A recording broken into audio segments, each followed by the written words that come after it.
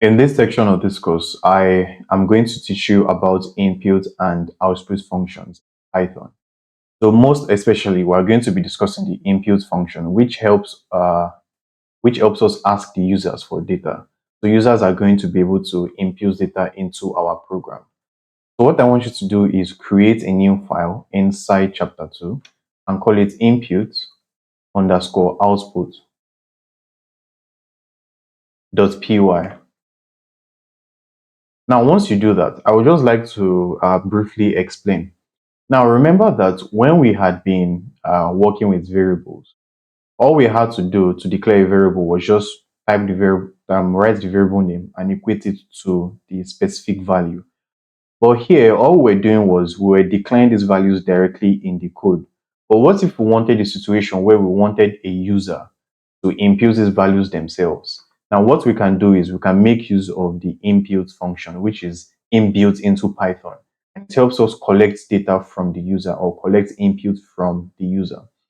So let's say, for example, we wanted to store the name of a person. All we are just going to say is name is equals to John Doe. And then we could come down and just print that name, right? So once I run this program right now, you'll see that the name gets printed out, John Doe, as you can see. Now, what if we wanted the user to input the name themselves? Well, all we're just going to do is we're going to make a simple change. Now, once we say name, once we type the variable name called name and we put the equal to sign, all we're simply going to do is type in input. And as you can see, Visual Studio Code is already suggesting it for me. So you can see that this is an inbuilt function. Again, we are going to discuss exactly what functions are, but I want you to just follow on with me and you understand this eventually. So once you type in input, now what exactly do we want to now put inside this input? What you need to do is you need to display some text which the user will be prompted by. So what I mean is when you go to a website and you want to log in, you are going to see an input field. And in the input field, you are probably going to see a placeholder that says enter username or enter password.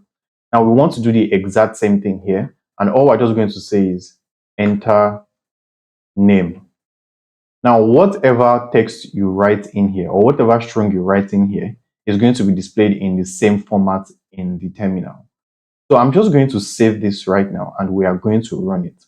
Again, if you want to collect inputs from the user, you first of all have to create a variable that is going to store whatever the user has entered.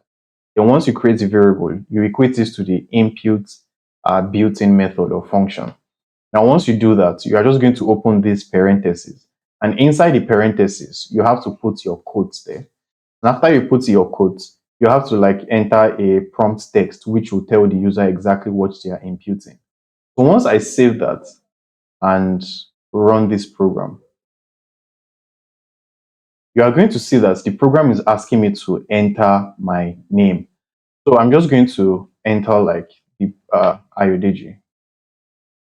Now note that in the program we had written, we had already written this line of code to collect the name from the user. Now, all we're simply doing next is we are printing that name. And once I type IODJ, I'm just going to hit enter. Now, once I hit enter, you can see that the name has gotten printed out in the terminal. So how exactly, or what exactly happened here, you might ask? The moment you type in any value into this input, the value gets assigned to this variable, to whatever variable you have equated the input function to. So when I imputed IODG, that value got assigned here to the name variable as a string. Now, this is very important. I want you to note that anytime you are making use of the input method, it always collects inputs from the terminal as a string data type. So if, for example, you wanted to collect a number if you wanted to collect a number from the terminal, what you are simply going to do is you can either do it in two ways. You can wrap this entire input function inside the integer function, which we had talked about in type conversion. So you could either do this, or the second way to do it would just be to come down and let's say you could even create a new variable and call it new name or something, and it's equals to the int of name. Now this will still perfectly work. Now, to show you that this collects data as a string, what I will just do next is I'm going to print type of name. Remember, this type is coming from the last lecture where we talked about type conversion, and it helps us know exactly what data type a value is. So once I run this program right now, we're going to see that it says enter name. So I'm just going to enter Solomon, for example. So you can see, okay, Solomon. You can see Solomon gets printed out, and we can see that it is a class of str, indicating that it is a string which was entered. Now, again, I said that we could always convert this into an integer. So if, for example, I wrap this around the int method, once I clear my screen and run it, once I enter a number like 7, you can see that it says class of int, because the moment that value was entered here, it was then converted into an integer using this int method. So um, we could also convert this into a float if you decide to. So we could wrap this in a float method. Now, if we do something like this, I want you to note something. Once I run this program and I enter something that is not a numeric value like Solomon, I want you to notice how the program crashes. So the program crashes. It says value error, invalid literal for int with base 10 Solomon. So what that means is that the int keyword got a string as an input, which it can convert a string to an integer from what we had talked about in the last class.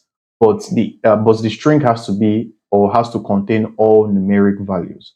So because I entered Solomon, Solomon is not a numeric value, or all the characters here are not numeric values.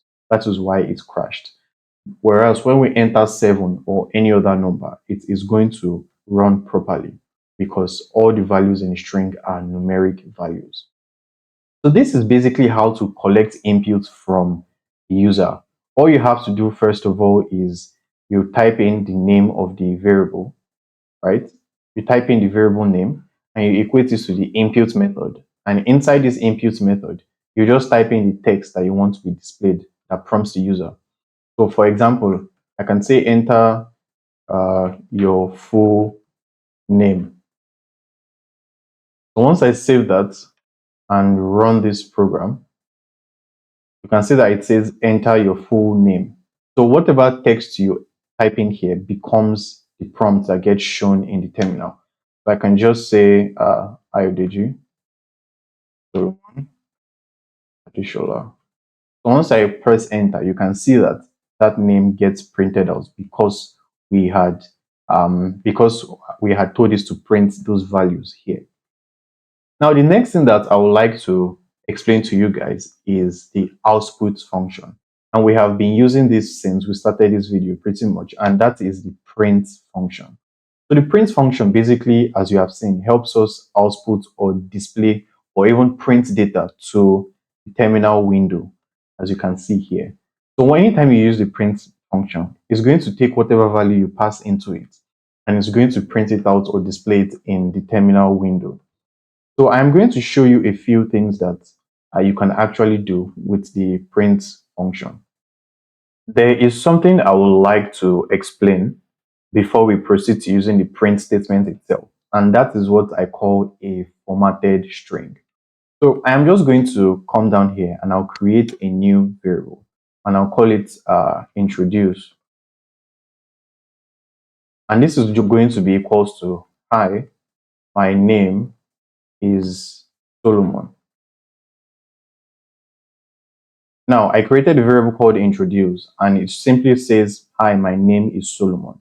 So I will just comment these two out for now, and then I will just print out introduce. So once I do that, I will run the program. And what do you see? Hi, my name is Solomon. Now, there is something that we can do called a control string or a formatted string. Here we have the name statically defined, or what that means is that it is permanently defined in the program. Now, what if we wanted to dynamically pass in the name of somebody? So once the program runs, it's going to ask you to enter your name, and it's just going to say, hi, my name is your full name. Now there's something called string formatting. Now string formatting helps us pass in variables into a string which has been declared. Now I'll show you exactly how we can do that. So what I will do next is create a new variable here at the top. I'm going to call it Solomon. Now, once I type Solomon here, name equals Solomon, what I can then do is I can come down here to introduce and format this string. So all you simply have to do is type F right beside the string that you are trying to format. Then once you type F, what you are now going to do is open this, type this open and closing curly bracket, and you pass in the variable that you are trying to add there. I'm just going to pass in name. So what Python is going to do is it's going to come here and say, okay, this guy has declared a variable called name and assigned it to Solomon. And it's going to come to line 6 and say introduce. And it's going to see that you are trying to format this string because you have used this F keyword, which stands for, the string formatter.